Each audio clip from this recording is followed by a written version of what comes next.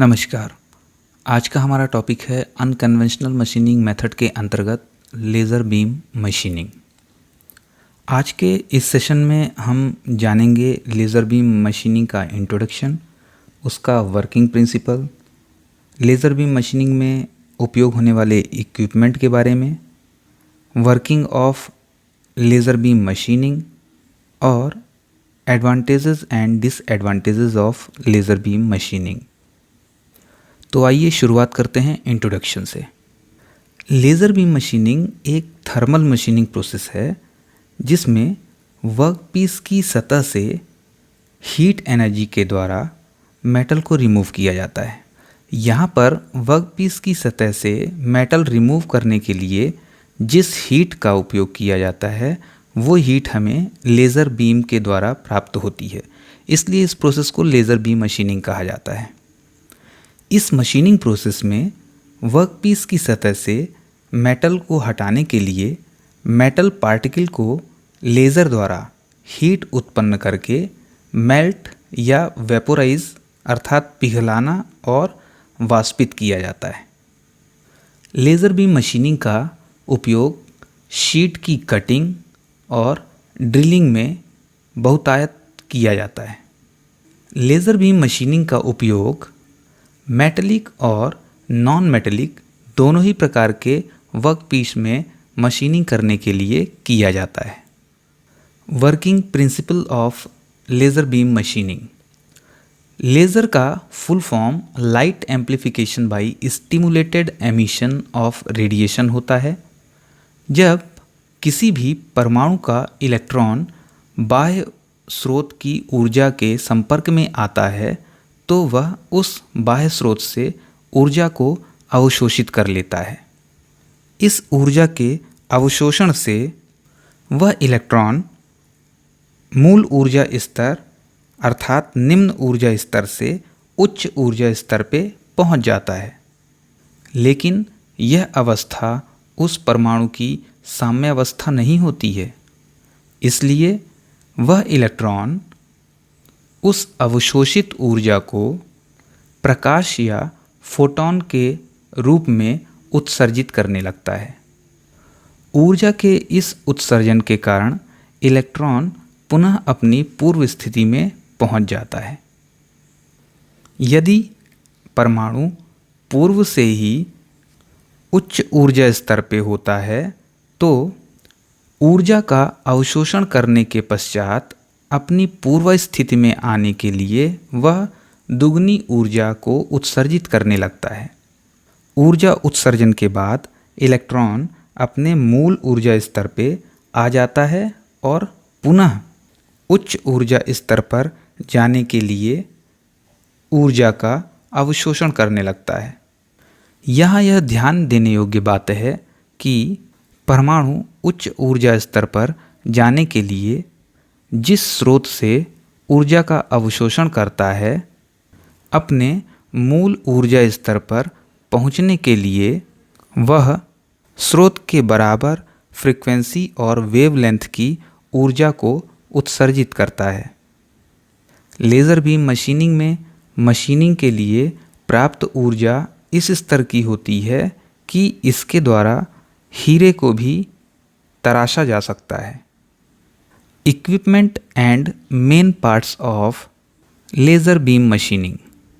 Laser beam machining में उपयोग होने वाले मुख्य अवयव निम्नलिखित हैं। पहला पावर सप्लाई, दूसरा लेज़र डिस्चार्ज ट्यूब, तीसरा लेज़र मटेरियल, चौथा फोकसिंग लेंस। आइए इनके बारे में विस्तार से जानते हैं। लेज़र बीम मशीनिंग में पावर सप्लाई का उपयोग इलेक्ट्रॉन के निम्न ऊर्जा स्तर से उच्च ऊर्जा स्तर पे ले जाने के लिए होता है। Laser discharge tube. Laser discharge tube में लेज़र मटेरियल को भरा जाता है। इलेक्ट्रॉन का उत्तेजित होकर उच्च ऊर्जा स्तर पर पहुंचना तथा वापस अपने मूल ऊर्जा स्तर पर वापस आने का कार्य इसी लेज़र डिस्चार्ज ट्यूब के अंदर होता है। लेज़र डिस्चार्ज ट्यूब के दोनों सिरे बंद होते हैं।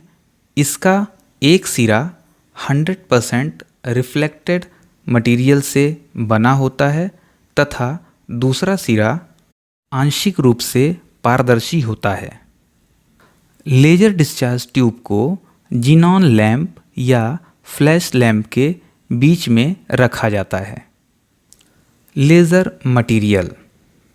लेज़र मटेरियल कई प्रकार के होते हैं, लेकिन लेज़र मशीनिंग में ज़्यादातर CO2 तथा ND याग का उपयोग किया जाता है। CO2 अर्थात कार्बन डाइऑक्साइड एक ऐसा लेज़र मटेरियल है जो इंफ्रारेड रीजन में प्रकाश का उत्सर्जन करता है। कार्बन डाइऑक्साइड प्रकाश के इस उत्सर्जन से 25 किलोवाट तक की पावर प्रदान कर सकता है। ND याग सॉलिड स्टेट लेज़र है जो कि ऑप्टिकल फाइबर के द्वारा प्रकाश का उत्सर्जन करता है। ND याग एक ऐसा लेज़र मटेरियल है जो पल्स मोड में 50 किलोवाट तक की पावर प्रोड्यूस कर सकता है तथा कंटिन्यूअस मोड में इसके द्वारा 1 किलोवाट की पावर उत्पन्न की जा सकती है। Focusing lens.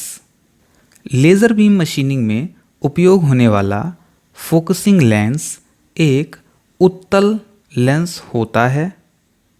यह वर्कपीस की सतह पे लेज़र लाइट को फोकस करने का काम करता है। Working of laser beam machining. Laser beam machining में सबसे पहले लेज़र मटेरियल CO2 या फिर कोई भी अन्य लेज़र मटेरियल को डिस्चार्ज ट्यूब में भरा जाता है।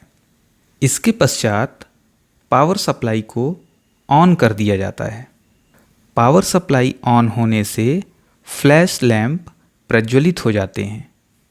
फ्लैश लैंप से उत्पन्न होने वाली लाइट का उपयोग लेज़र मटेरियल के परमाणुओं के इलेक्ट्रॉन को उत्तेजित करने के लिए किया जाता है, अर्थात लेज़र मटेरियल के एटम या परमाणु फ्लैश लैंप से उत्पन्न होने वाली प्रकाश ऊर्जा से उत्पन्न ऊर्जा को अवशोषित करते हैं और इस ऊर्जा के अवशोषण से इलेक्ट्रॉन निम्न ऊर्जा स्तर से उच्च ऊर्जा स्तर पर पहुंच जाता है। लेकिन यह स्थिति परमाणु की अनस्टेबल या अस्थिर स्थिति होती है। जब परमाणु ऊर्जा का अधिकतम अवशोषण कर लेता है तब यह लगातार ऊर्जा का उत्सर्जन प्रारंभ कर देता है और यह उत्सर्जन एक उच्च आयाम और फ्रीक्वेंसी के तरंग दैर्ध्य के प्रकाश के रूप में होता है। यही लेज़र लाइट कहलाती है। परमाणुओं के द्वारा उत्पन्न इस लेज़र लाइट को कॉन्वेक्स लेंस या उत्तल लेंस के द्वारा वर्कपीस के ऊपर केंद्रित किया जाता है और जैसे ही यह लेज़र वर्कपीस की सतह पर पड़ती है तो वहाँ उपस्थित मेटल मेल्ट और वेपोराइज होना चालू हो जाता है, अर्थात उस सतह की मशीनिंग प्रारंभ हो जाती है। इस प्रकार लेज़र बीम से मशीनिंग का कार्य किया जाता है। Advantages of laser beam machining. Laser beam machining के द्वारा सभी प्रकार के मटेरियल में मशीनिंग की जा सकती है। चूँकि लेज़र बीम मशीनिंग में किसी भी प्रकार के भौतिक टूल का उपयोग नहीं किया जाता है, इसलिए टूल के मेंटेनेंस और रिप्लेसमेंट में होने वाली कॉस्ट को कम किया जा सकता है। चूँकि लेज़र बीम मशीनिंग की प्रक्रिया के दौरान मशीनिंग करते समय वर्कपीस से कोई भी फिजिकल कांटेक्ट नहीं होता है, इसलिए वर्कपीस का परिसीमन करने की आवश्यकता नहीं होती है।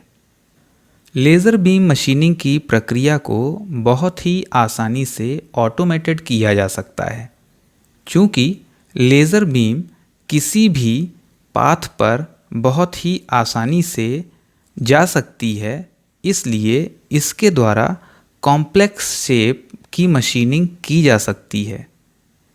लेज़र बीम मशीनिंग में बहुत ही अच्छी सरफेस फिनिश प्राप्त होती है। इस मशीनिंग प्रोसेस के द्वारा वर्कपीस में उच्च गुणवत्ता के सूक्ष्म होल या छिद्र किए जा सकते हैं। Disadvantages of laser beam machining. Laser beam machining की लागत तथा इसके रख रखाव का खर्चा बहुत ज़्यादा होता है। इसके द्वारा ना दिखाई देने वाले अर्थात ब्लाइंड होल का निर्माण नहीं किया जा सकता है। लेज़र बीम मशीनिंग का उपयोग बहुत ही सावधानी से किया जाना चाहिए, क्योंकि यह सुरक्षात्मक खतरों को जन्म दे सकता है। आइए इस सेशन को कंक्लूड करते हैं। इस सेशन में हमने लेज़र बीम मशीनिंग के इंट्रोडक्शन, उसके वर्किंग प्रिंसिपल, उसमें उपयोग होने वाले इक्विपमेंट एंड पार्ट्स, उसकी वर्किंग और एडवांटेजेस एंड डिसएडवांटेजेस के बारे में जाना। आशा करता हूँ कि यह सेशन आपके लिए ज्ञानवर्धक एवं रोचक रहा। धन्यवाद।